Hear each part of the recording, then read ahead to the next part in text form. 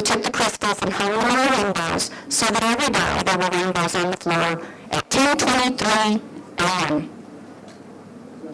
After our Central Standard Time changed and we went on to daylight savings time, then it was a little bit later in the day. But they really enjoyed doing that.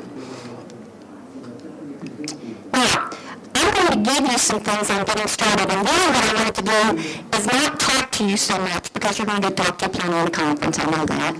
But I wanted to show you some links and some places where you could get great ideas for art and science lessons. Now, how many of you do not have any computer in your school? Okay, great. Then you'll be able to find all of these things. Now, one of the things that I think you have to start with when you start integrating art and science is teaching the connections, and the best way I know to start with is a word without a roll. There are a lot of words that are used in art that are the same words in science.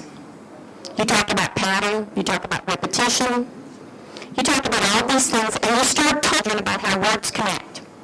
The next thing you do is a concept map. How do subjects overlap? Teach kids, these aren't separate, they overlap, everything overlaps. At some point in time there's going to be an overlap in instruction.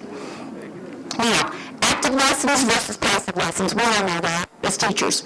And really illustrated science stories for children. I'm going to give you a link for this. One of the things that I found as an art teacher is I always tried to make a few minutes, and I'd take 3 minutes to 5 minutes out of every lesson so that I could read to my students.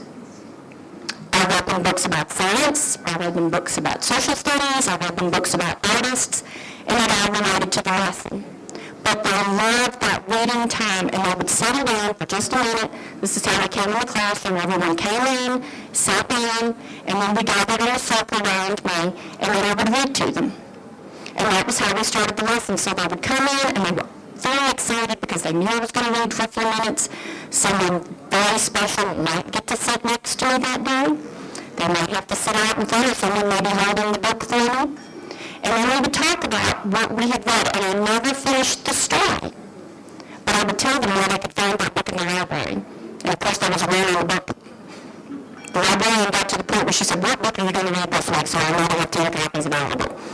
Because the kids would run to do it. And if they really couldn't get that book, if they came back, I would read the story for them. Because I had a little extra time every day that my teachers were very good, and sometimes they would send the children to me. If they'd been extra good, they could come to me, and then I would do something special with them. Now, one of the best sources I found for finding illustrated science stories for children is the National Science Teacher Association. Are any of you familiar with that organization? This is a U.S. organization, but they have the most fabulous website. They also have an International Science Teachers Association that has all kinds of links for elementary teachers. Now, you can also use guided discussion questions. You know, they were talking today about should children determine what they learn. How do you feel about that? Do you think children should determine what they learn? To some extent.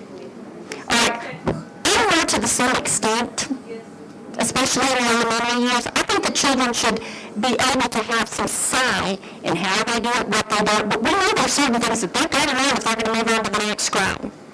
So I think that depends. Now, if you talk about having a project and changing the project up so that they might have more of a choice in what the product is going to be and what the assessment is going to be, that's different. But we know that children have to have certain skill sets to make it at the next level. So I think, that's one of the things when we were talking about that today. I thought, that's, no. And Thomas Wright was up there and I said, do you think you should? He said yes and no. And I said that was a great answer because that's exactly what it should be. Now, let's look at the site, and I'm hoping we've got internet. They said we would. Okay. All right, we're going to come back to this because I'm going to update my hotel room code so that I could get on just in case.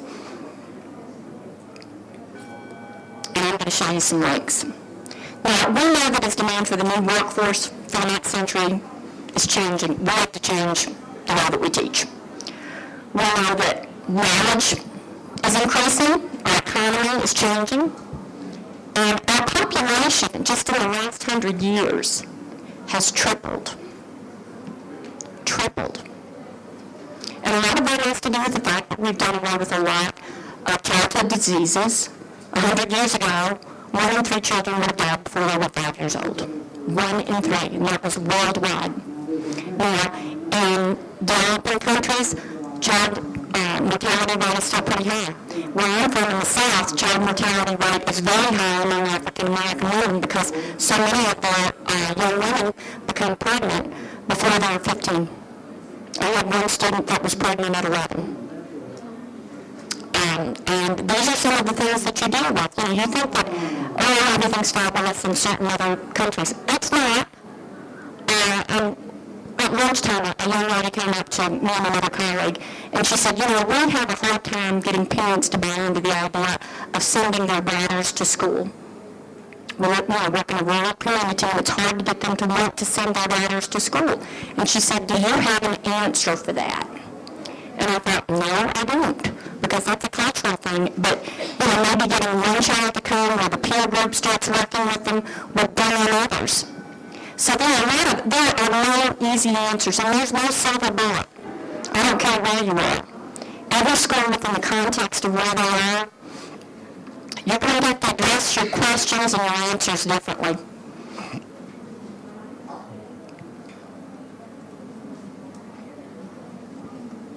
We know that we've got to start creating new paradigms. We're going to have to think about the way that we teach and the way that we're going to deliver instruction to students. And another thing I talked about today was instruction and learning. And that we should be teaching learning, not just instruction. And I think that's really important, but I think teachers basically get that. I think families don't always think that teachers get that. I don't know what the bell is. Oh, okay, well, God, I just thought maybe it was just random bell ringing.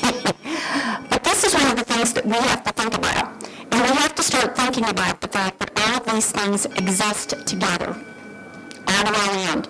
Now, what I'm going to do next is try to get us signed up onto the internet because I have all these links. Now, I asked you to give me your email address so that I can send you, I'm going to actually show you a wiki that I developed. Do all of you know what a wiki is?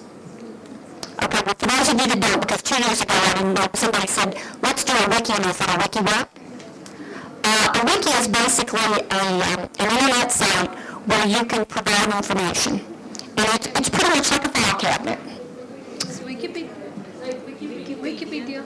I'm sorry? Wikipedia.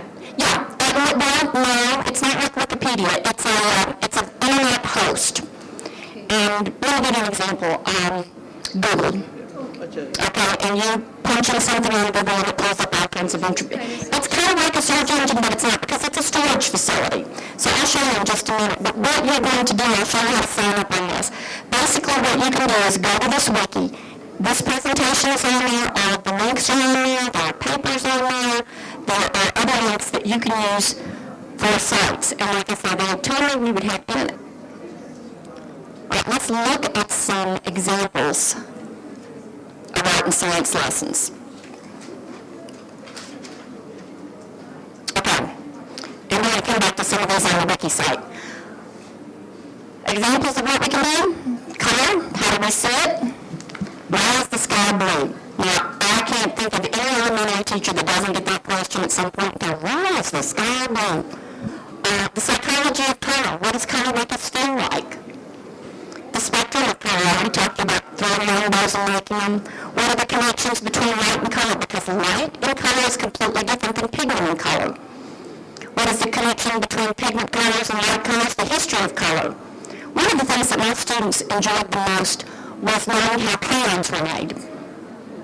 And they, took it for granted that crayon is something and you do make pictures with it, but they didn't really understand what it was made of.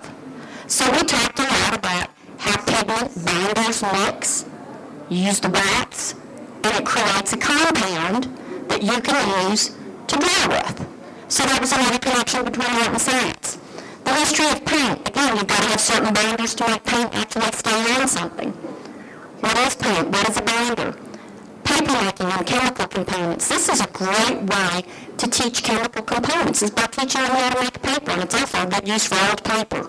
Shred it up, put it in a binder, Roll it out on the screen, let it dry, put some flowers in it, and all of a sudden you've created something else out of something old. Three-dimensional work. String theory's 10 dimensions. When I tell people that I taught string theory's 10 dimensions, they say, what? Basically, you can teach all of this because you're going to talk about molecule modeling. If you talk about clay, you have to talk about molecule bonding.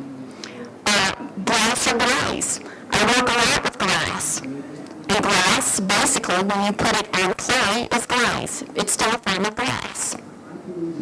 And explaining this to children, all of a sudden, oh gosh, I make that connection. What makes an object stick together? Well, electronic images replace our need for paper. Not in my world, it hasn't. It just seems to have created more paper. Line, what is a line? What's linear perspective?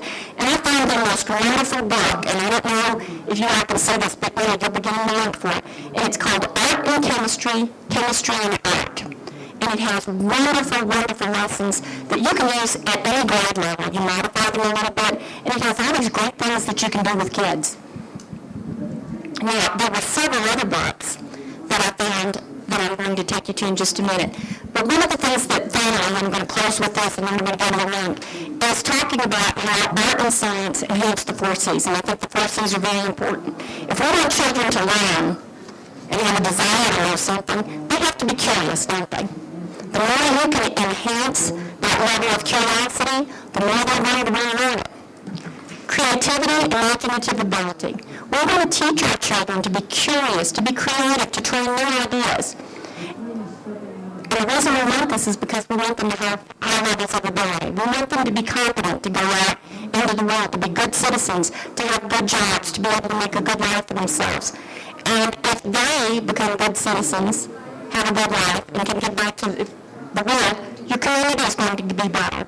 You're going to be able to understand common backgrounds. We know that when societies sustain a certain level, their acceptance is better of the world around them. We hope for peace. And usually all of these things can come back through teaching in the classroom. Now, I'm going to try, let's see.